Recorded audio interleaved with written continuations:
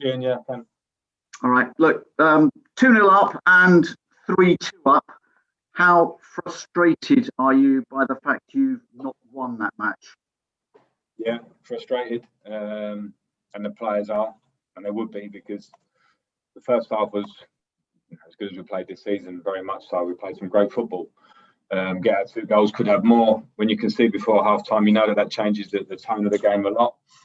And then, as you say, we go 3-2 up again, and we can see the late goal from a free kick. So it's disappointing. You want to pick up points at home against teams like Southampton, but you have to respect that they're a very good team and can make it very difficult for you. And when they made it difficult in the second half, we could have certainly dealt with it better.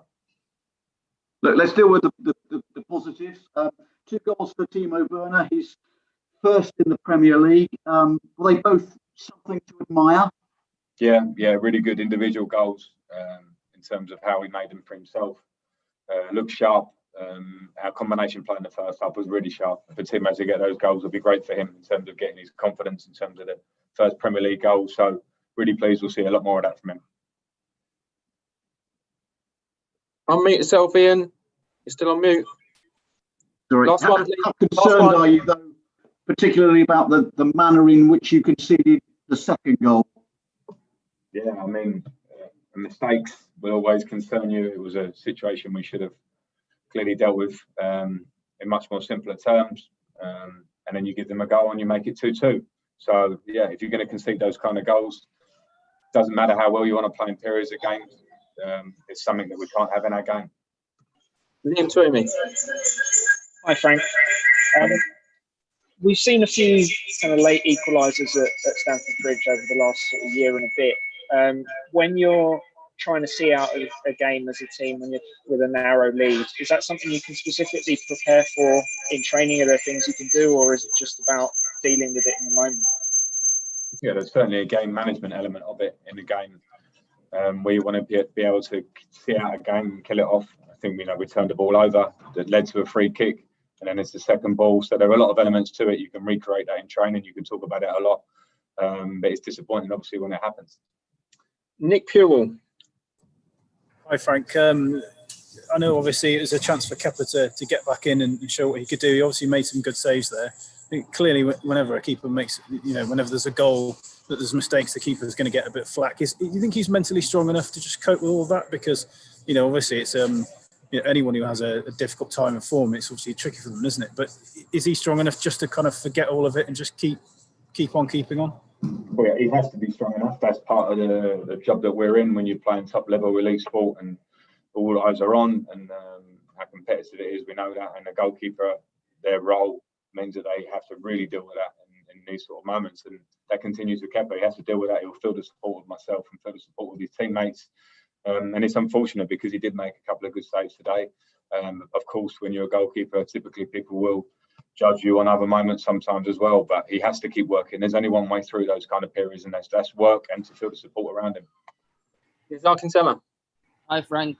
From the outside, it kind of seems like this 4-2-3-1 is the sort of plan A for you these days. I just wanted to talk about that. And is it sort of something you continue with and get better at doing, or is it a case of, if you do concede too much goals, you have to go back to the drawing board a little bit?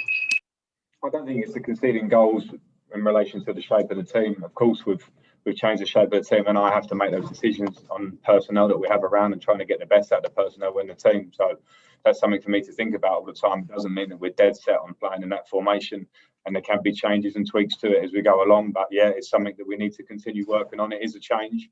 Change needs work on the training ground. We haven't had that much time on that. So sometimes the working process is in games. And today there were loads of great things from the 4-2-3-1, particularly in the first half. And in the second half, I wouldn't blame the shape of the team. It was more that we didn't deal with the fact that Southampton were really keen to put us under pressure our own half. We had to miss out their press. We didn't miss it out enough. And that meant that we could turn the ball over our own half, which is, irrespective of shape, is always going to be a problem. Sandro Sabanza. Hello, Frank. I want to ask you about goalkeeper situation. You spent about 215 million euros during this summer transfer window, but goalkeeper link still remains as the weakest link. So how are you going to rate Kepa's performance today? Do you think he's guilty in this case? And what's going to happen when Mendy returns? Well, I was just talking about Kepa there. He makes 2 really good saves in the match today, but of course, people's eyes will be drawn to the second goal, and I understand that. And it certainly wasn't just Kepa that was involved in that goal. So that's the unfortunate world of being a goalkeeper. And it's clear Mendy is at the moment injured and will be probably fit in the next week or 2 weeks, and then that'll be the decision for me to make about who plays. Okay, last question in this one, David. Frank, it was a kind of a surprise the way Southampton bossed the second half, and you've described it in technical terms. But is there a more kind of overall reason that your team got kind of bossed and dominated for much of the second half? Is it the difficulty of trying to blend in new players? Is it I don't know. I mean, it just was a surprise that they were clearly the better side throughout the second half. Yeah, no, I agree that they were the better side, and on the flip side of that, we were much the better side in the first half, where I think we probably could have put the game beyond Southampton with more goals, and of course we concede late on, which can happen. But yeah, I think I just explain it before. I'm not talking about personnel. I don't want to get on the one about personnel, because the second half was pretty clear cut for me. They wanted to put us under pressure on half. I felt that we tried to make too many short passes in our own half, which gave them the possibility to try and win it back there. And the message was for the players to miss that out. I don't think we missed out their press enough.